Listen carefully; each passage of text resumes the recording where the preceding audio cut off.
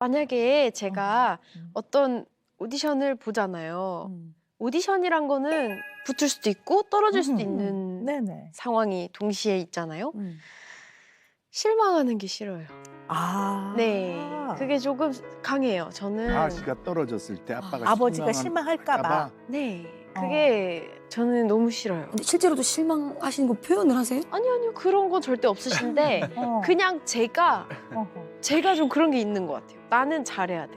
나는 완벽해야 되고 나는 언제나 붙어야 되고 그렇다 보니까 나쁜 거는 말씀을 안 드려요. 그리고 붙은 결과만 좋게 나온 결과만 다 말씀을 드리게 되는 거예요.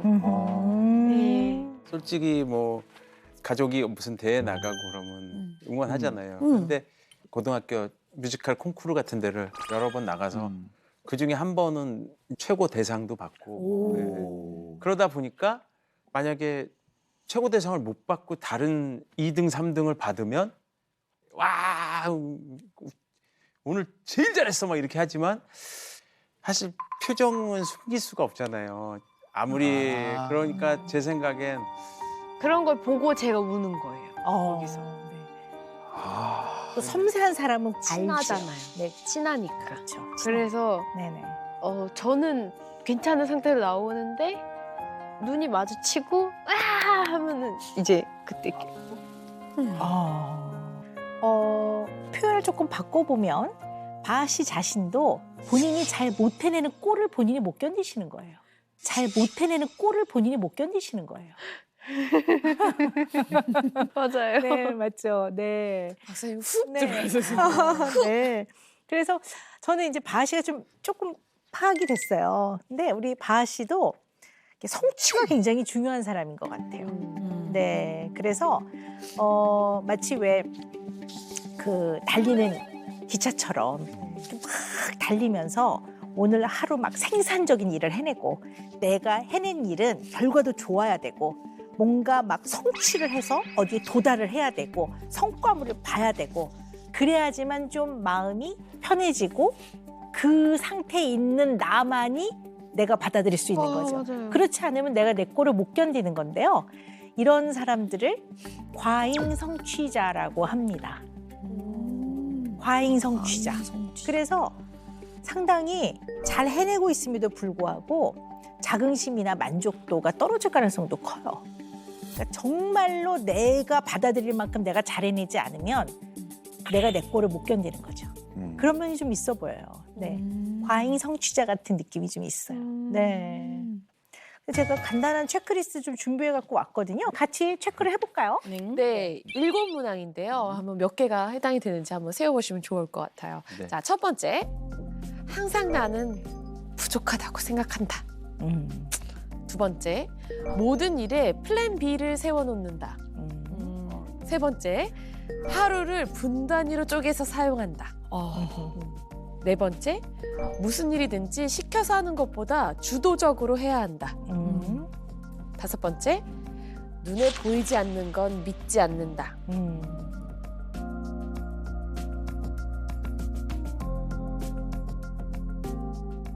네, 우리 두 분은 몇 개나 해당이 되시는지요? 저는 한 4개 정도? 제일 와닿는 건 뭐예요? 이건 무조건 내 얘기야. 나는 증명해 보이겠다는 얘기를 맞아. 한다. 표준명이더라고. 예, 저는 분 단위로 그거는 해당이 안 되는 것 같고요. 저는 10분 단위로 하거든요.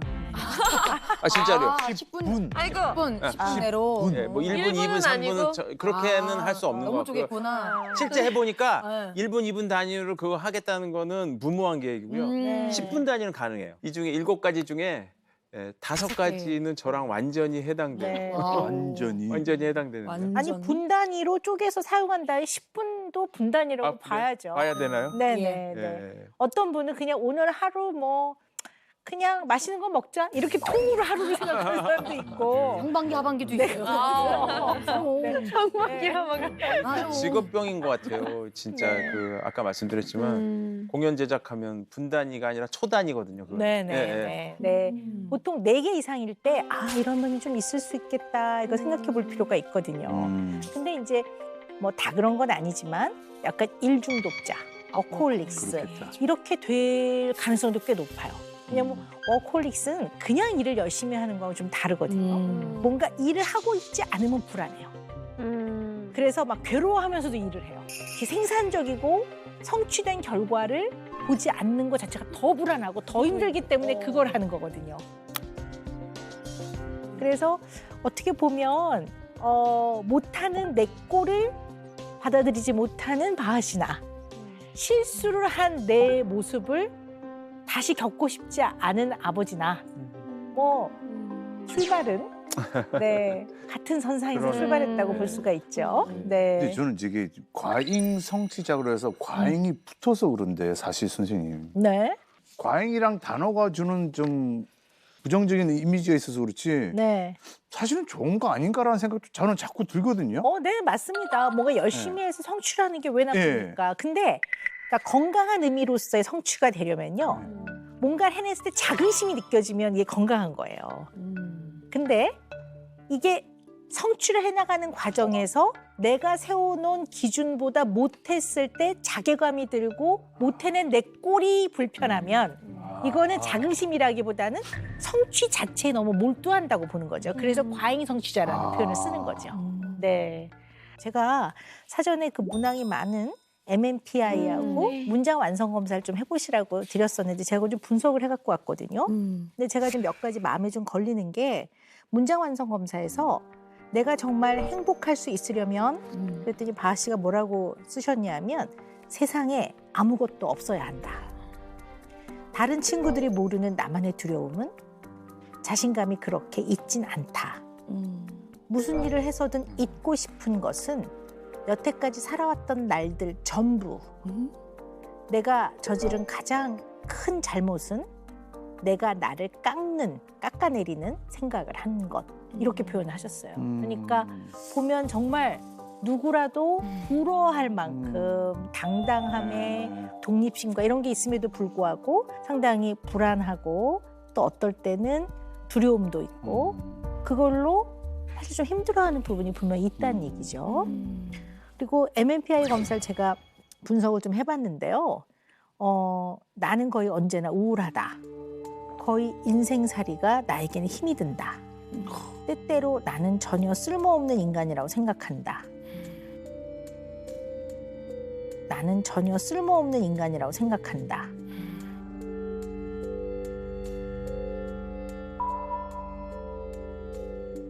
근데 지금 약간 우리 표현봉 고객님께서 약간 좀 생각이 많아 보이십니다.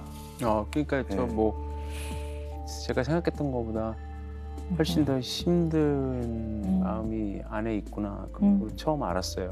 그러니까 그냥 늘 밝게 웃고 그냥 집에서는 그렇게 지냈는데 뭐 저렇게 힘들게 속 안에 있는지는 진짜 처음 알았네요. 잘 해내야지만 본인 꼴이 받아들여지는 바하 씨 입장에서는 한 중고등학교 요 시기 이때가 상당히 힘들었을 것 같아요. 제가 봤을 때는요. 근데 이 힘든 마음을 부모님께 그 잘 표현하지 못했던 이유가 뭔지 바하 씨 표현으로 한번 들어보고 싶습니다. 제가 하고 있는 생각은 또 만약에 이걸 제가 저 혼자 가지고 있으면 100이잖아요. 근데 이거를 제가 만약에 아빠랑 나누면 50, 50이 될까? 150이지 않을까? 라는 생각이 들어요. 그러니까 100%를 그냥 내가 나 혼자 갖고 있으면 나 혼자 힘들고 말면 되는 건데 그럼 또 50이 여기 남아있잖아요. 저는 이게 싫었던 것 같아요. 50이 아빠한테 있는 게. 내가 힘든 건데 왜 이걸 아빠가 짊어져야 되지? 라는 그런 생각이었던 것 같아요. 근데 저는 이제 개인적으로 그 우리 바양이 뭐 내가 가지고 있는 100을 아빠한테 50을 주면 아빠한테 50이 남지 않느냐라고 말씀하셨는데 우리 뭐 포인배 형님도 그렇게 생각할 것 같은데 딸의 힘듦을 50을 줘서 아빠는 감사할 것 같아. 내가 아빠라면. 그나마 그 50이라도 내가 들어갈 수 있어서 너무 나는 아빠로서 네. 너무 감사할 것 같아. 네. 또 그런 마음으로 만약 우리 딸이 그렇게 얘기를 해줬다면 정말 오빠 말씀대로 너무 고맙고 이 아이에게 그런 말을 들어줄 수 있는 자격이 된다고 스스로 그 순간에 느끼게 되는 것 같아요. 얘가 나를 이렇게 믿어주는구나. 네. 내가 그토록 원했던 그런 사람이구나, 내가.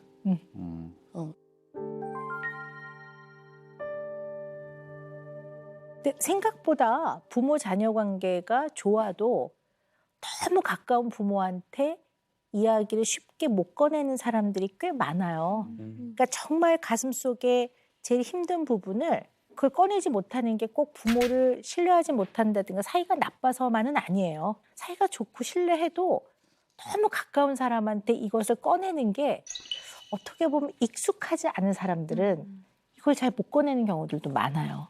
근데 사람이 살다 보면 힘들 때가 있잖아요. 근데 그 힘든 거는 가까운 사람과 나눠야 되거든요.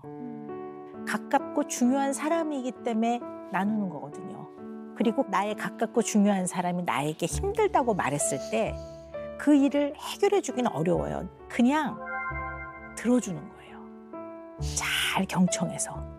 그리고 그 얘기를 또 하면 한 번 더 들어주라고 해요. 똑같은 얘기를 또 하면 또 들어주세요. 귀를 기울이고 마음을 쏟아서 또 들어주세요 이러거든요. 그게 중요하고 가까운 사람들끼리 할 수 있고 해야 되는 부분인 것 같아요. 저는 자녀가 칭찬해 달라고 와서 말할 때랑 위로해 달라고 와서 말할 때 두 시간 다 가치가 있는 시간이라고 생각하거든요. 예. 왜냐하면 부모니까요. 예. 부모는 그런 존재니까요. 중요한 거는 제 입장이 아니고 아가 마음 안 아픈 게 더 중요한 무조건 그거거든요. 그러니까 오늘 이후라도 좀 이런 부분은 좀 얘기했으면 좋겠고 좀 만약에 있으면 그냥 듣기만 할 테니까 아무 잔소리나 이렇게 첨언 안 하고 들어줄 용의가 있으니까 좀 얘기했으면 좋겠고. 네. 네.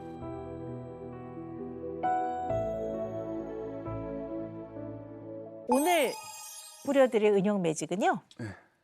완벽하지 않아도 괜찮아입니다. 네. 짠. 우와. 하나 아니고 2개예요. 네. 네, 완벽하지 않아도 감사합니다. 괜찮습니다. 우리 모두는 네. 개개인 각자가 있는 그대로 우주의 유일한 그런 존재입니다.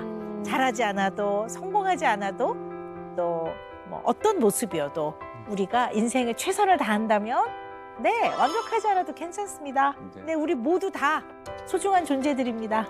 네. 감사합니다. 예.